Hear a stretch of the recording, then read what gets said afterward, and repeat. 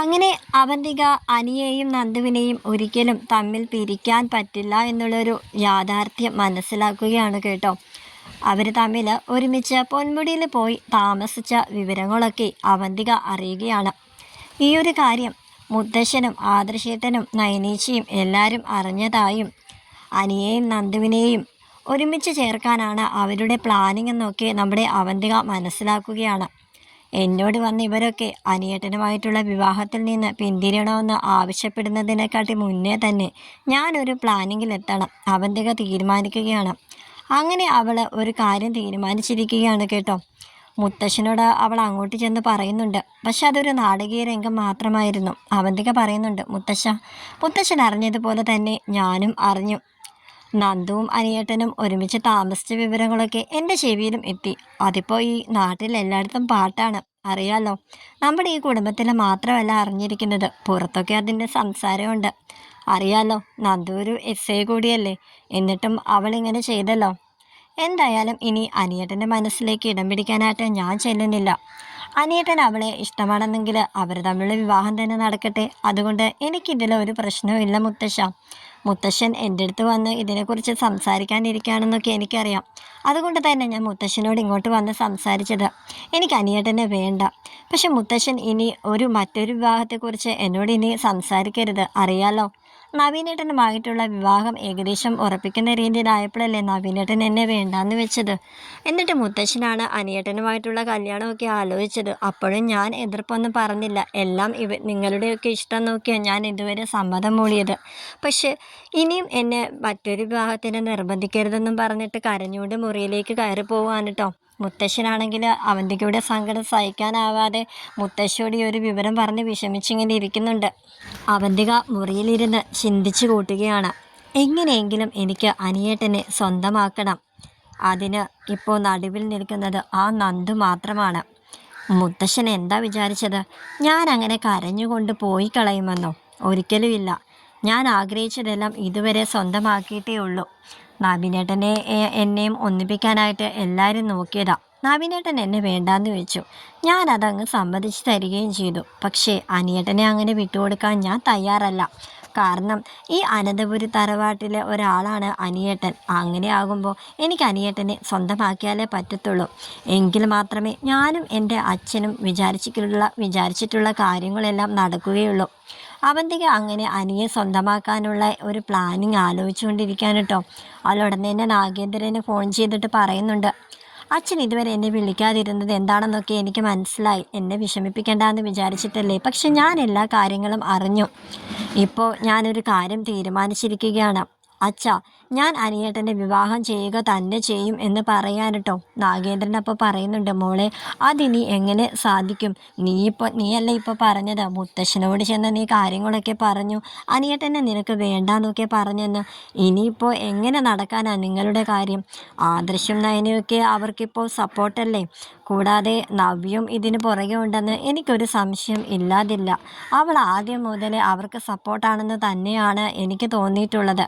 അവളുടെ സംസാരത്തിൽ നിന്നും എനിക്ക് അങ്ങനെയാണ് മനസ്സിലായിട്ടുള്ളത്. അത് അഭി എന്നോട് പറഞ്ഞിരുന്നു എന്ന് പറയാനിട്ടോ. അങ്ങനെ അവന്തിക തൻ്റെ മനസ്സിലെ പ്ലാനിങ് ഒക്കെ നാഗേന്ദ്രനോട് പറയണം. അങ്ങനെ നാഗേന്ദ്രൻ പറയുന്നുണ്ട്, നീ എൻ്റെ മകള് തന്നെ. പക്ഷേ ഈ പ്ലാൻ വർക്കൗട്ട് ആകുമോ മോളെ എന്ന് പറയാനിട്ടോ. അവന്തിക അച്ഛന് ഉറപ്പ് കൊടുക്കുകയാണ്, അച്ഛൻ്റെ അല്ലേ മോള്, ഞാൻ ഈ പ്ലാനിങ് നടപ്പിലാക്കുക തന്നെ ചെയ്യും. അച്ഛൻ നോക്കിക്കോ. 2 ദിവസത്തിനുള്ളിൽ നല്ല ഒരു ന്യൂസ് ആയിരിക്കും ഞാൻ അച്ഛനെ വിളിച്ച് പറയാൻ പോകുന്നത്. അതുവരെ അച്ഛൻ എന്നെ വിളിക്കണ്ട, ഞാൻ അങ്ങോട്ട് വിളിച്ചോളാം. ഞാൻ അങ്ങോട്ട് വിളിക്കുമ്പോൾ തന്നെ അച്ഛൻ ഓർത്തോ, സന്തോഷ വാർത്തയുമായിട്ടാണ് ഞാൻ അച്ഛനെ വിളിക്കുന്നതെന്നുള്ള കാര്യം. അങ്ങനെ നാഗേന്ദ്രനാണെങ്കിൽ തൻ്റെ ഭാഗത്തു നിന്നുള്ള എല്ലാ സപ്പോർട്ടും ഉണ്ടാവുമെന്നും പറഞ്ഞിട്ട് നമ്മുടെ അവന്തികയ്ക്ക് ഒരു ഉറപ്പ് കൊടുക്കുകയാണ് കേട്ടോ. അവന്തിക ആ ഒരു രാത്രി തന്നെ അനിയെ വിളിക്കുകയാണ്. അനിയേട്ടാ, എനിക്കിപ്പോൾ തന്നെ അനിയേട്ടനോട് സംസാരിക്കണം. എൻ്റെ മുറിയിലേക്കൊന്ന് വരാമോ എന്ന് പറഞ്ഞ് അനിയെ വിളിക്കുകയാണ് കേട്ടോ. അനിയപ്പോൾ ചോദിക്കുന്നുണ്ട്, എന്തിനാ ഈ രാത്രി തന്നെ കാണുമെന്ന് പറയുന്നത്? നിനക്ക് എന്തെങ്കിലും പറയാനുണ്ടെങ്കിൽ അത് ഫോണിൽ കൂടെ പറഞ്ഞൂടെ എന്നിങ്ങനെ ചോദിക്കുന്നുണ്ട് കേട്ടോ. അവന്തിക അപ്പോൾ പറയുകയാണ്, അനിയേട്ടാ, ഞാൻ എല്ലാം അവസാനിപ്പിക്കാനായിട്ടാണ് അനിയേട്ടനെ കാണണമെന്ന് പറഞ്ഞത്. അല്ലാതെ എൻ്റെ ഇഷ്ടം പറഞ്ഞ് അനിയേട്ടൻ്റെ പുറകെ ഇനി ഞാൻ വരില്ല. ഞാനിനി അനിയേട്ടൻ എന്നെ കണ്ടതുപോലെ തന്നെ ഞാനിനി അനിയേട്ടനെ ഒരു ചേട്ടനായിട്ടേ കാണത്തുള്ളൂ. അനിയേട്ടനെ കാണുന്നത് പോലെ തന്നെ ആ ഒരു രീതിയിൽ ഞാനിനി അനിയേട്ടനെ കാണത്തുള്ളൂ എന്നൊക്കെ പറയുമ്പോൾ എനിക്ക് ഒത്തിരി സന്തോഷമായി കേട്ടോ. അങ്ങനെ അനി പറയാണ്, ഞാനിപ്പോൾ തന്നെ നിൻ്റെ മുറിയിലേക്ക് വരാമെന്നും പറഞ്ഞ് അവന്തികയുടെ മുറിയിലേക്ക് അനി ചെല്ലുകയാണ് കേട്ടോ. താൻ മനസ്സിൽ വിചാരിച്ചതുപോലെ കാര്യങ്ങളെല്ലാം സക്സസ് ആയിട്ട് തന്നെ നടക്കാൻ പോകുക എന്നുള്ള ഒരു ലക്ഷ്യബോധത്തോടു കൂടി തന്നെ അവന്തിക അനിയെ മുറിയിലേക്ക് വിളിക്കുകയാണ് കേട്ടോ. അങ്ങനെ അനി വരാനൊക്കെ സമ്മതിച്ച് അനിയെ വെയിറ്റ് ചെയ്ത് അവന്തിക ഇരിക്കുകയാണ്. അവൻ വന്ന് കുറച്ച് നേരം സംസാരിച്ചൊക്കെ ഇരുന്നിട്ട് അവന് കൊടുക്കാനായിട്ട് ഒരു ജ്യൂസ് അവന്തിക കരുതി വെക്കുകയാണ്. ആ ജ്യൂസിൽ അവനെ ഉറക്കി കിടത്താനുള്ള ഒരു പൊടിയും കൂടി അവൾ ചേർക്കുന്നുണ്ട് കേട്ടോ. അനി വരുമ്പോഴത്തേക്കും അവന്തിക നല്ല സന്തോഷത്തോടെ കൂടെ തന്നെയാണ് അവനെ മുറിയിലേക്ക് കടത്തുന്നത്. എന്നിട്ട് അനിയോട് പറയുന്നുണ്ട്, അനിയേട്ടാ, എന്നോട് ക്ഷമിക്കണം. അനിയേട്ടന് എത്രമാത്രം വിഷമം ഞാൻ നൽകിയിട്ടുണ്ട്. അനിയേട്ടന് ഇഷ്ടമല്ലാതിരുന്നിട്ട് കൂടിയും ആ എൻഗേജ്മെൻറ്റ് പാതി വഴിക്ക് അവസാനിച്ചതെല്ലാം അനിയേട്ടൻ്റെയും നന്ദുവിൻ്റെയും സ്നേഹം കൊണ്ട് മാത്രമാണ്. നിങ്ങൾ തമ്മിൽ ഒന്നിക്കണമെന്ന് തന്നെയായിരുന്നു ദൈവനിശ്ചയം. അതുകൊണ്ടാണല്ലോ ഇപ്പോൾ ഇങ്ങനെയൊക്കെ സംഭവിച്ചത്. ഞാൻ മുത്തശ്ശനെ കണ്ട് സംസാരിച്ചു. നമ്മുടെ കാര്യത്തിൽ ഇനി അങ്ങോട്ട് ഒരു തീരുമാനവും എടുക്കണ്ടെന്ന് ഞാൻ മുത്തശ്ശനോട് പറഞ്ഞു. അതുകൊണ്ട് അനിയേട്ടൻ ആ ഒരു കാര്യമൊന്നും ഓർത്തിട്ട് ഇനി ടെൻഷൻ അടിക്കേണ്ടെന്ന് പറയാൻ കേട്ടോ. എനിക്കാണെങ്കിൽ വിശ്വസിക്കാനാവുന്നില്ല അവന്തിക ഇങ്ങനെയൊക്കെ പറഞ്ഞിട്ട്. അനി അപ്പോൾ അവന്തികയോട് പറയുകയാണ്, നീ മുത്തശ്ശനോട് ചെന്ന് സംസാരിച്ചെന്നാണോ പറയുന്നത്? അപ്പോൾ എന്ത് പറഞ്ഞു മുത്തശ്ശൻ എന്നൊക്കെ ചോദിക്കുകയാണ്. എൻ്റെ അനിയേട്ടനും നന്ദുവും തമ്മിലുള്ള വിവാഹം മുത്തശ്ശൻ തന്നെ നടത്തി തരും, നോക്കിക്കോ എന്നൊക്കെ പറയുകയാണല്ലോ. പറയാനിട്ടോ. അങ്ങനെ അവന്തികയുടെ കയ്യിലൊക്കെ പിടിച്ചിട്ട് അനി, നീ എന്തുമാത്രം ഹെൽപ്പാണെന്നറിയുമോ നീ ഇപ്പോൾ ചെയ്തത്? സത്യം പറഞ്ഞ് എനിക്കിപ്പോൾ നിന്നോട് ഒരു 100,000 നന്ദിയുണ്ട്. ഞാൻ സത്യം പറഞ്ഞ് എനിക്ക് ഇന്നലെ വരെ നിന്നോട് ദേഷ്യവും വെറുപ്പും ഒക്കെ ആയിരുന്നു, അറിയാമല്ലോ. ഞാൻ നിന്നെ കുഞ്ഞുനാൾ മുതൽ കാണാൻ തുടങ്ങിയതാ. അപ്പോഴൊന്നും എൻ്റെ മനസ്സിൽ ഇങ്ങനെ ഒരു ചെറിയൊരു ഇഷ്ടം പോലും നിന്നോട് തോന്നിയിട്ടില്ല. ഞാൻ നിന്നെ ഒരു സഹോദരിയെ പോലെയാണ് കണ്ടത്. അതാണ് നീ എന്നെ ഇഷ്ടമാണെന്ന് പറഞ്ഞിട്ട് എനിക്ക് നിന്നോട് അങ്ങനെ ദേഷ്യമൊക്കെ തോന്നിയത്. അതുകൊണ്ട് നീ എന്നെക്കുറിച്ചൊന്നും വിചാരിക്കില്ലേ. അറിയാലോ, നന്ദു ഒരു നല്ല പെൺകുട്ടിയാണ്. എനിക്ക് അവളെ അല്ലാതെ മറ്റൊരു പെൺകുട്ടി എൻ്റെ ജീവിതത്തിലേക്ക് ഞാൻ സങ്കല്പിക്കത്തു കൂടിയില്ല. അനാമിക പിന്നെ എൻ്റെ ജീവിതത്തിലേക്ക് വന്നത് അതൊരു നശിച്ച കാലമായിട്ടേ ഞാൻ കണ്ടിട്ടുള്ളൂ. അതൊരു ദൈവനിശ്ചയമായിരുന്നു. കുറച്ച് നാൾ എനിക്ക് കണ്ടകശനിയാണെന്ന് കൂട്ടിക്കോ എന്നൊക്കെ പറഞ്ഞ് അവന്തികയോട് സംസാരിക്കാം. ഇനി അതൊക്കെ മറക്കും അനിയേട്ട. ഇനി അനിയേട്ടൻ്റെ നല്ല കാലം തന്നെയാണ് വരാൻ പോകുന്നതെന്നൊക്കെ പറയാൻ കേട്ടോ. എന്തായാലും അനിയേട്ടൻ എൻ്റെ മുറിയിലേക്ക് ഞാൻ വിളിച്ചിട്ട് വന്നതല്ലേ, അനിയേട്ടനെ ഞാൻ കുടിക്കാൻ എന്തെങ്കിലും എടുത്തോണ്ട് വരാമെന്ന് പറയാൻ കേട്ടോ അവന്തിക.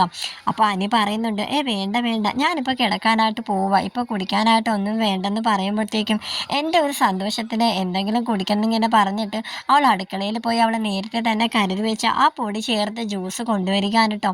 അനിയേട്ടൻ ഇത് കുടിക്കെന്നും പറഞ്ഞ് അവൻ്റെ കയ്യിലോട്ട് കൊടുക്കുകയാണ് കേട്ടോ. ഒപ്പം അവർക്കുള്ള ഗ്ലാസ്സും കൂടെ അവിടെ കയ്യിൽ ഇരിപ്പുണ്ട് ജ്യൂസ്. പക്ഷെ അതിൽ പൊടിയൊന്നും കലക്കിയിട്ടില്ല കേട്ടോ. അങ്ങനെ അനിയും അവന്തിക ഒരുമിച്ച് ആ ജ്യൂസ് ഇങ്ങനെ മുറിയിൽ വെച്ചിട്ട് ഇങ്ങനെ കുടിക്കുകയാണ് കേട്ടോ. അപ്പോൾ ഉടനെ കുടിച്ചതിന് ശേഷം അനി പറയുന്നുണ്ട്, എങ്കിലും ശരി, നീ കിടന്നോ, ഞാൻ മുറിയിലേക്ക് പോവാം. ഇപ്പം തന്നെ നേരെ ഒരുപാട് വൈകി.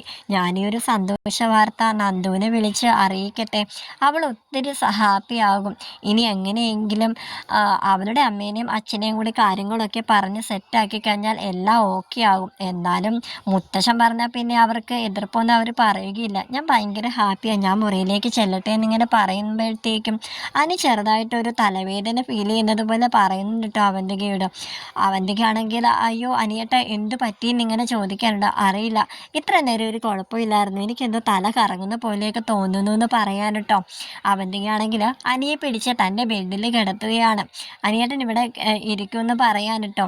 അതുവരെ അവന് ഓർമ്മയുണ്ട്. പെട്ടെന്ന് അവനൊരു മയക്കം പോലെ വന്നിട്ട് അവനിങ്ങനെ ഉറങ്ങി ഇങ്ങനെ ബെഡിലേക്ക് വീഴുകയാണ് കേട്ടോ. അവന്തിക അനിയെ നോക്കി പറയുന്നുണ്ട്. ഇത്രയും നേരം നിങ്ങൾ എന്താ വിചാരിച്ചത്? ഞാൻ നിങ്ങളെ വിട്ട് അത്ര പെട്ടെന്ന് പോകുന്നൊക്കെ നിങ്ങൾ കരുതിയോ? ഭയങ്കര ഹാപ്പിയായിട്ടൊക്കെ സംസാരിച്ചതാ. എന്താ ഈ കാര്യങ്ങളൊക്കെ നന്ദുവിനോട് ചെന്ന് പറഞ്ഞിട്ട് അവളെയും കൂടെ സന്തോഷിപ്പിക്കണം അല്ലേ? ഇനി എന്താ നടക്കാൻ പോകുന്നതെന്ന് നിങ്ങൾ കണ്ടോന്ന് പറഞ്ഞ് ഇങ്ങനെ ഇരിക്കാൻ കേട്ടോ. അങ്ങനെ നേരം വെളുത്തു. എല്ലാവരും എണീറ്റ് പൂജാമുറിയിൽ പോയി പ്രാർത്ഥിക്കുന്നതൊക്കെ ആയിട്ടൊക്കെ കാണിക്കുന്നുണ്ട് കേട്ടോ. നയനയാണെങ്കിൽ അടുക്കളയിൽ പോയി എല്ലാവർക്കും വേണ്ടിയിട്ടുള്ള കോഫിയൊക്കെ എടുക്കുകയാണ്. അനിയുടെ മുറിയിൽ ചെല്ലുമ്പോഴത്തേക്കും അനി അവിടെ കാണുന്നില്ല. അപ്പോൾ ജാനകിയോട് തിരക്കുന്നുണ്ട്. അനി ഇന്നലെ രാത്രി വന്നതായിട്ട് ഞാൻ ഓർക്കുന്നുണ്ട്. ഇപ്പോൾ അവനെ മുറിയിൽ കാണുന്നുമില്ല. ഈ ലേറ്റായിട്ട് കിടന്നിട്ടും അതിരാവിലെ അവനെ എണീറ്റോ എന്നൊക്കെ ഇങ്ങനെ നയന പറയാൻ കേട്ടോ. അങ്ങനെ ജാനകി പറയുന്നുണ്ട്, അവൻ ബാത്റൂമിലും എല്ലാം പോയി കാണും, കോഫി അവിടെ മുറിയിൽ കൊണ്ട് വെച്ചേക്കെന്ന് പറയുമ്പോഴത്തേക്ക് നയന പറയുന്നുണ്ട്, ഞാൻ എല്ലായിടത്തും വിളിച്ചു നോക്കി, അവനെ കാണുന്നില്ല, അവൻ അവിടെ ഒന്നും ഇല്ലെന്നാ തോന്നുന്നതെന്ന് പറയാൻ കേട്ടോ. അങ്ങനെ ജലജയാണെങ്കിൽ കോഫി ഇങ്ങോട്ട് അവന്തിക മോൾക്ക് കൊടുക്കട്ടെ എന്ന് പറഞ്ഞിട്ട് അവരുടെ മുറിയിലേക്ക് പോവാൻ കേട്ടോ.